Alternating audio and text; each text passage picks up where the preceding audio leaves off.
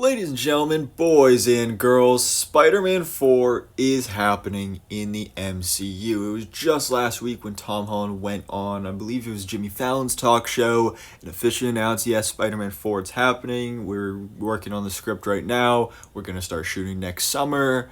Really exciting. We got an official release date of July, was it 26? I don't know, July something of 2026, which means it comes out right between Avengers Doomsday and Avengers Secret Wars. Also meaning Tom Holland's gonna have a really busy year that year because he's also got a Christopher Nolan movie coming out literally the week before this Spider-Man film. Plus he's gonna be one of the leads of Avengers Doomsday. So he's gonna have a busy year in 2025 filming all this stuff, and in 2026 doing the press tours for all three of these movies, which are pretty much back to back. It's insane, but very, very exciting. And today, one of the interesting things about Spider-Man 4 is we've all been going back and forth about what this movie's going to be about, and we have no idea. Because, there's been rumors and scoopers all over the place. This is a movie that has been in development since 2021 when No Way Home came out. It's been 3 years, and we've just heard so many conflicting stories. Is it going to be a grounded story? Is it going to be street level? Is it going to be multiversal? Is it going to bring back the three Spider-Men? What is going to happen in this film? And now today, we may actually have some answers for that, because we do have a listing from Production Weekly about this project, Spider-Man 4.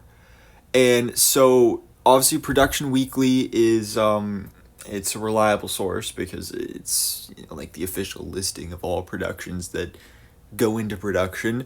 But obviously, stuff here can change down the line. But does look like this seems pretty legit and kind of lines up with some other things we've been hearing recently as well. So let's see. Director, of course, is Destin Daniel Cretton, the director of the Shang-Chi film, and he also worked on the upcoming Wonder Man series. Obviously cast Tom Holland and Zendaya. They're the only top-billed actors for this film. Really interested to see how they bring back Zendaya. I really hope they do not reverse the spell. If they wanted down the line, bring those two characters back together and rekindle their romance, because obviously Tom Holland and Zendaya are a couple in real life, I wouldn't mind it, but I definitely want them to build up to that, and I'd love to hopefully do some other love interests first before we go back to that, maybe a little Black Cat. But obviously the biggest thing here is we have description, our first description of this film. So I'm just going to go ahead and read it right now, and then we'll go ahead and break it down piece by piece. Following the events of Doomsday, Peter Parker is determined to lead a normal life and focus on college, stepping back from his responsibilities as Spider-Man. However, peace is short-lived when a deadly new threat emerges, endangering his friends and forcing Peter to reconsider his promise. With stakes higher than ever, Peter reluctantly returns to his Spider-Man identity and finds himself teaming up with an unlikely ally to protect those he loves. Andrew Garfield, Spider-Man, Michael Keaton, Vulture, and Robert Downey Jr., Dr. Doom, mentioned to join the cast. And they'll be shooting late May 2025 to late October 2025. Release date July 10th, 2026, aka Spider-Man Brand New Day. So there we have also a possible title as well. Which I don't know how much I believe that title. Again, obviously things can change, but that does sound a lot like a lot of the fan-made titles and logos that have been out there. But we'll see. If that is the title, I'd be fine with it. It's a decent title. They dropped the whole home aspect of the title from the first trilogy, so that'll be interesting. But yeah, my man's gonna have to lie for over 18 months this time. Although, maybe he'd just be announced as part of the cast this time. We'll see. We'll talk about that in a second. But obviously, this movie, like I said, takes place after Avengers Doomsday.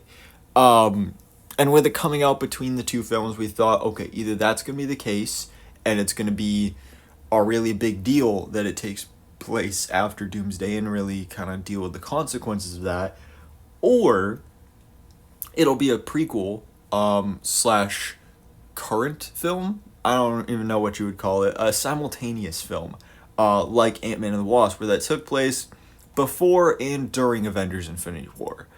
But like I said, obviously we know Tom Holland's Spider-Man is going to play a large role in Doomsday, so they kind of can't do that. So it does take place after this film, but then that has been kind of one of the big things leading us to believe, okay, Spider-Man 4 is going to be a big multiverse film. They're going to do all this big stuff with Null and bring in the 3 Spider-Man and, Venom and Morbius and Madam Web and all these different characters like that, which none of us really...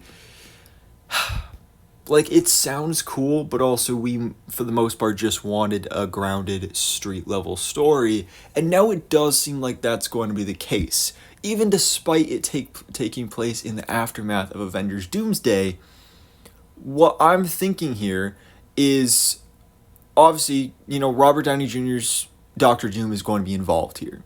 What I think is going to be the case with how this description says Peter is kind of, just trying to readjust to life, and he's going back to college and just wants to give up the Spider-Man mantle for now. My theory is that now, for Avengers Doomsday, it doesn't end in a big apocalyptic way that we think Infinity War did, like with everybody dusting. It could be in a way where either they think they defeat Doctor Doom, or he escapes or something. But then we open up Spider-Man 4 and we think life is just back to normal. But then by the end of the film, we find out that this New York City that Peter Parker, Tom Holland's Peter Parker, is a part of, is actually on BattleWorld. So maybe BattleWorld won't be a reveal at the end of Doomsday, or maybe it will to the audience, just not to the characters themselves. But maybe Peter will be living in a New York City that is a part of BattleWorld, and that will lead to why we get a Robert Downey Jr. Doctor Doom appearance. I don't think he's going to be the main villain of this film. I really hope not. But that could also explain why Andrew Garfield's Spider-Man is here as well. So, yes, college Tom Holland Peter Parker, what we all really wanted to see in this sequel trilogy, the college trilogy. Please, please, please give me some good Peter Parker, Spider-Man school stuff. One of the things I loved about Homecoming is the high school aspect of it.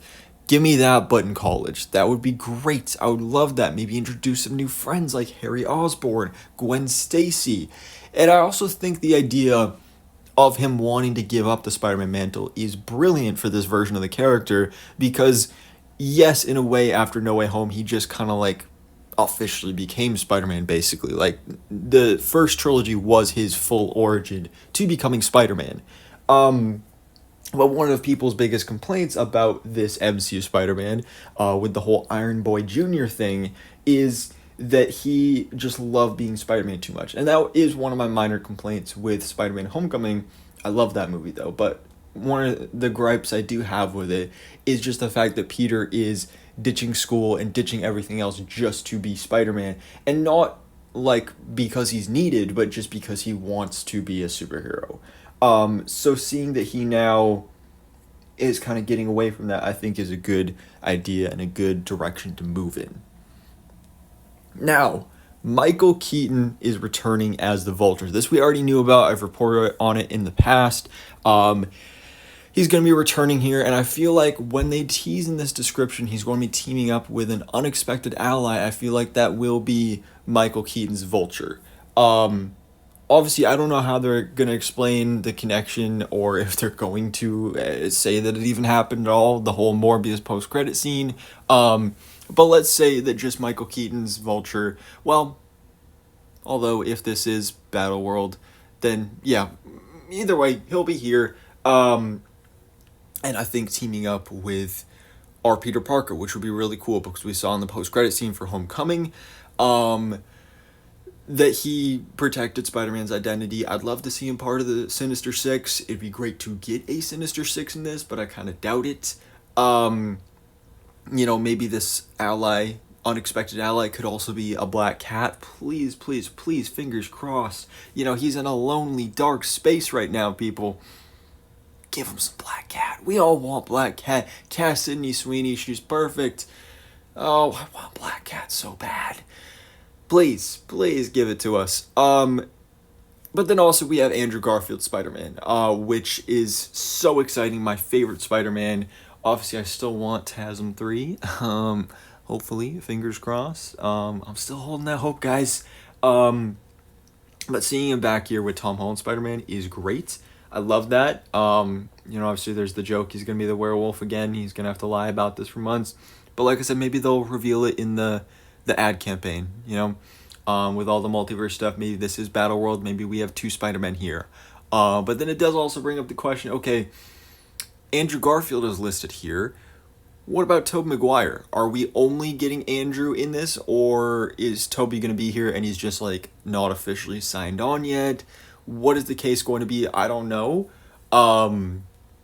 Personally, I would be okay with Tobey not being in this, kind of putting more of a focus on Andrew's character.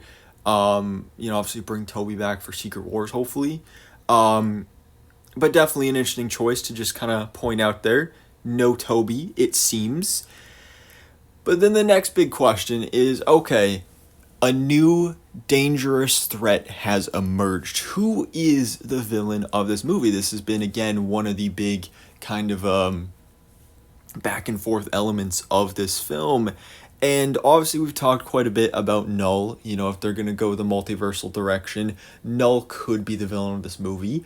But given his recent introduction in Venom: The Last Dance and how most people hate that film and the bombing at the box office, I wouldn't be surprised if they don't go there. And a lot of scoopers have said recently in the past couple weeks that they're not going there and Null will not be in Spider-Man 4. If that's the case, I don't know where Null's going to pop up next. But I'd be pretty happy with this if they keep it more so grounded-ish for Spider-Man 4. But yeah. Now, could we see Scorpion? The return of Michael Mando as Matt Gargan, the Scorpion? Yes, please, hopefully. I would love that. But I don't think he'll be the main villain of this film. I think as a henchman or just either way, just becoming Scorpion would be really, really awesome. And then that brings us to, are we getting the Kingpin? Which I do believe I did see something from a scooper a day or two ago, maybe it was My Time to Shine Hello, about Spider-Man 4 being, there's a bunch of gang wars, led by Wilson Fisk, aka the Kingpin, who, following Daredevil Born Again, I believe will be the mayor of New York City. So we could get a small version of Devil's Reign in this film.